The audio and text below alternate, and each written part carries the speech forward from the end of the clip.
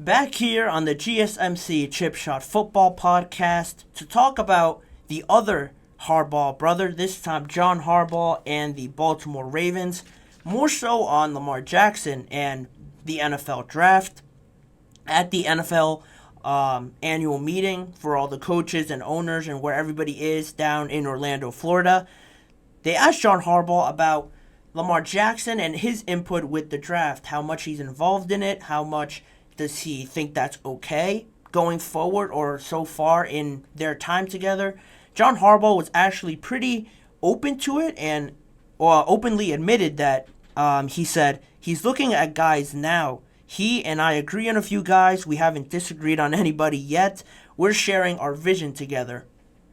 And I thought that was really interesting because Lamar seems to be very involved already. He's always talking up about this team. He's always seemed pretty positive about them and where they're going and really believing in this offense that Baltimore has building.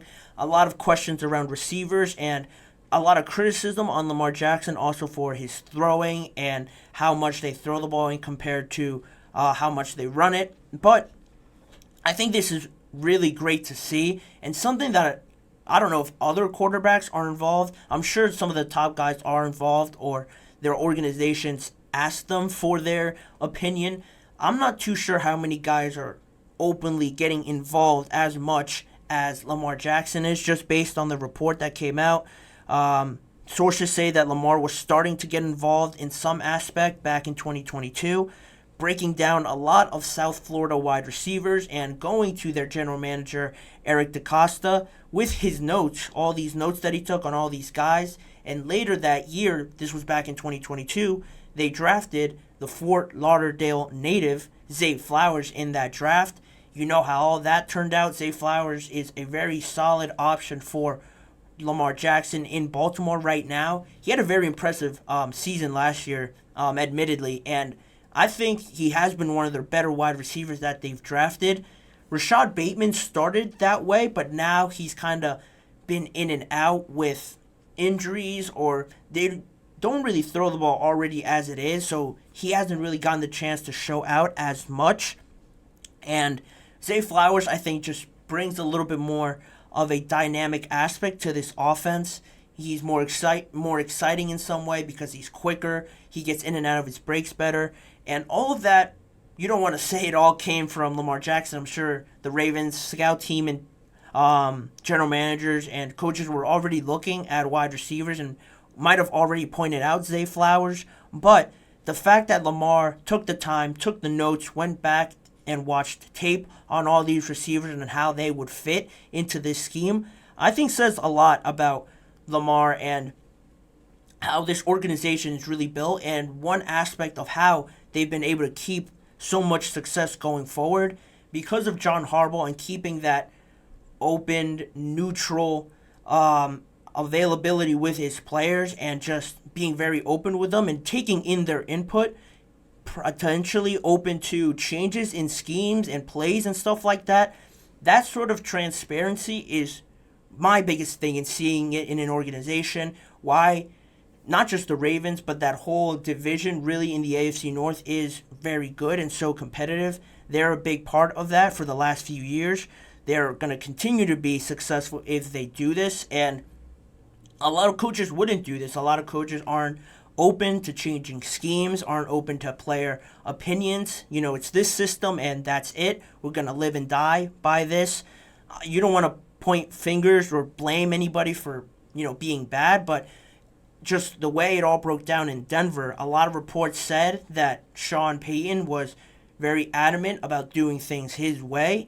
It was his way or the highway. A lot of people inside the organization really wouldn't go up to him and suggest a change.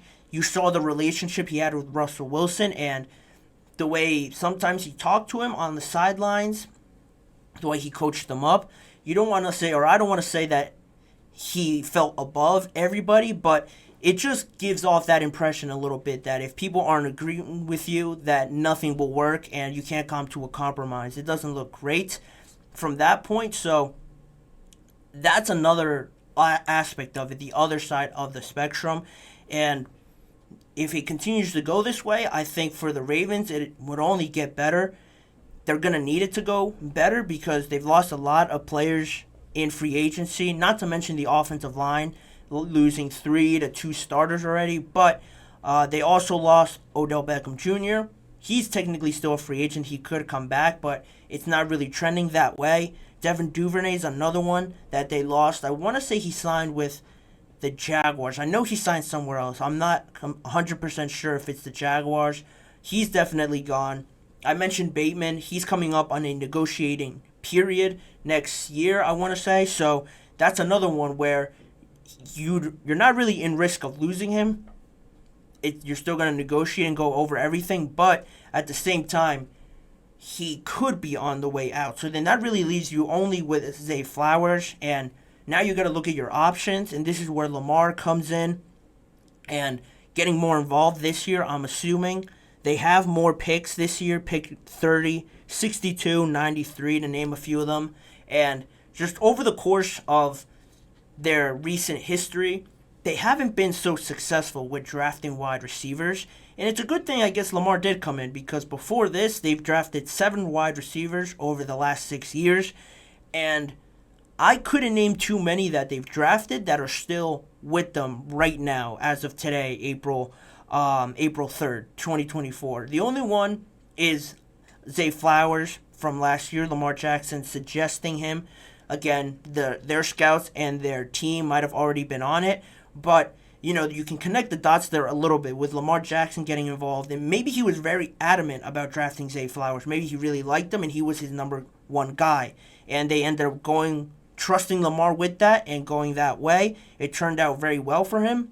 So now, that voice from Lamar Jackson in those conference rooms, maybe if he's in there, chiming in on these draft discussions, maybe becomes louder. People hear him a lot more and trust him a lot more with these decisions, because ultimately it is going to be down to him and how he uses all these draft prospects. More than likely, they're going to be on offense. So it's really just going to come down to him. He's the whole engine, the pivotal point of this whole team organization. He is the face of the Baltimore Ravens, and how far he goes, how far he takes this team is how successful they're going to be. They're going to try to do everything to help him. They bring in Derrick Henry definitely doesn't hurt, but again, he is the whole thing that makes everything go smoothly.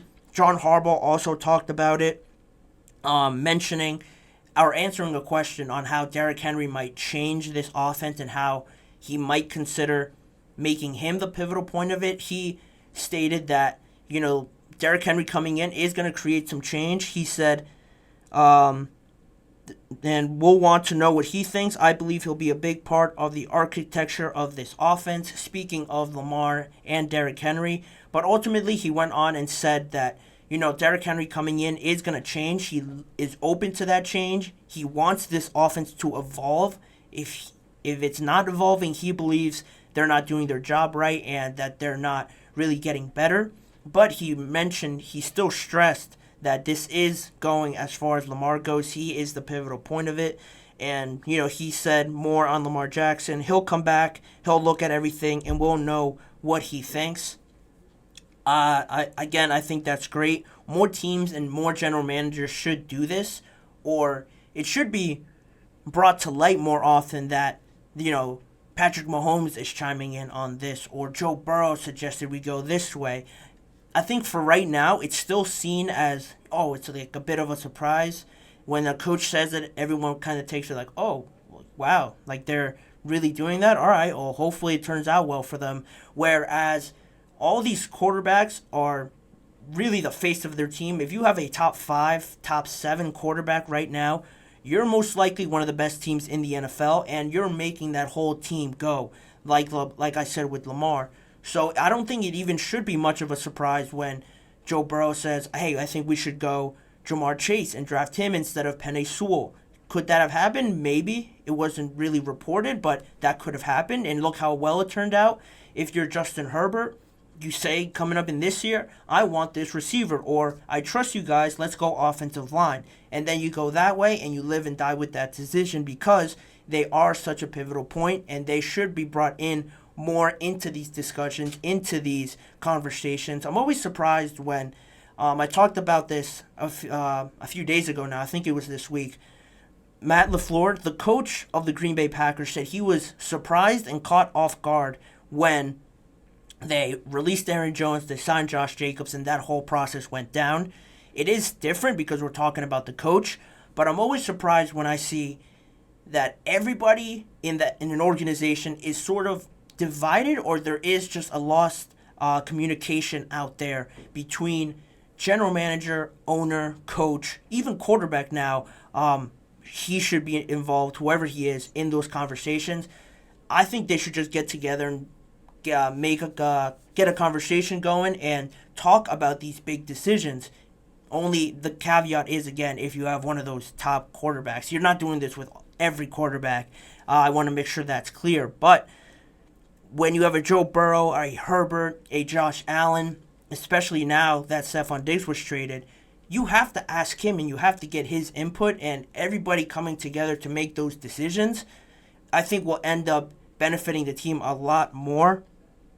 And again, with this going forward, not to say that the Packers aren't doing that in other aspects, but that just caught me off guard, and it relates to this because the Ravens are so open to letting their players give inputs. They're open to change, and I think that's the best situation and why Lamar's been able to get better over these past few seasons. He struggled like most rookies do in his first season, but he's gotten better. The communication's been better. The relationship's been just growing with John Harbaugh. You see it out on the field, and you're going to continue to see it going forward with the Baltimore Ravens. I love what I'm seeing. Who they're going to get at 30, that's the next question. Receiver, like I mentioned. Offensive line, I think, is my preference if I'm in there and I'm part of the conversations, if they want to include me in those conversations. I'll tell them it's offensive line just because they've lost Kevin Zeitler. Morgan Moses was traded. John Simpson was also now ended up on the Jets. So I think it's really a no-brainer to go offensive line. If you want to get the most out of Derrick Henry, you got to give him a good offensive line. He's talented enough to kind of hide those blemishes, but if you want to get back to where you were, compete with the Chiefs, the Texans now in the AFC, and everybody really in that conference, you're going to have a solid O-line to get the best out of your stars. And if they don't get a top-end wide receiver, they're going to have to depend more on that running attack anyway. So I think offensive line benefits the pass if they get a receiver down the line, or benefits Derrick Henry in the system that they're already running. All of that surrounding the draft and the Ravens and Lamar, good for the Ravens to keep on doing this. And I'm always pushing for more player involvement in these sort of decisions in organizations. I don't think you can get any better input from anybody else in terms of players and just strategy and just being out there on the field other than your top player, being a quarterback, running back, whoever it is. I think it's always beneficial getting their input. But anyway, moving on with the show and the next topic, I'm going to send it to a quick break right now. And on the other side of it, we're going to get into my 4 new teams that I think are going to be in the playoffs this year.